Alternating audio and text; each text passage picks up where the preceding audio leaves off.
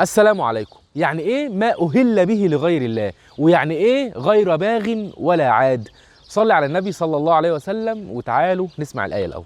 إنما حرم عليكم الميتة والدم ولحم الخنزير وما أهل به لغير الله فمن اضطر غير باغ ولا عاد فلا إثم عليه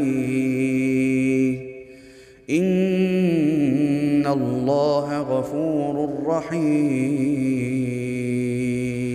من رحمة ربنا سبحانه وتعالى إنه حرم علينا حاجات كتير جدا فيها ضرر لينا، ومن الحاجات دي أنواع معينة من الأكل والشرب زي الميتة والدم ولحم الخنزير، وده كله معروف. لكن يعني ايه وما أهل به لغير الله؟ ما أهل به لغير الله يعني ما ذبح لغير الله، يعني اللي بيتذبح للأنصاب اللي هم الأصنام يعني، أو اللي بيتذبح للجن، أو اللي بيتذبح لسيدي فلان وسيدي علان، كل ده حرام أكله. وطبعا الذبح لغير الله أصلا هو شرك بالله سبحانه وتعالى. وبعدها ربنا سبحانه وتعالى بيقول لنا فمن اضطر غير باغ ولا عاد فلا إثم عليه. يعني اللي كان مضطر اضطرار شديد يا إما ياكل من الحاجات دي يا إما هيموت، خلاص هيموت من الجوع حرفيا، يعمل إيه؟ من رحمته سبحانه وتعالى بينا برضو إنه أباح الحاجات دي بس للضرورة القصوى جدا، والضرورة دي العلماء حددوها بشروط، إن ما يكونش فيه غيرها زي ما قلنا، يا إما تاكل منها يا إما هتموت، وإن الإنسان ياكل منها غير باغ يعني مش مشتهيها، ياكل منها غصب عنه، وغير عاد يعني غير متجاوز في اكلها، يعني ياكل على قد حاجته وقدر سد جوعه فقط،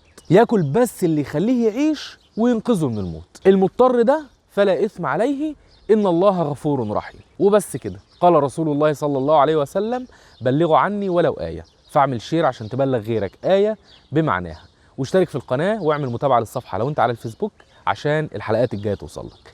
تحياتي هشام مصطفى، والسلام عليكم ورحمة الله.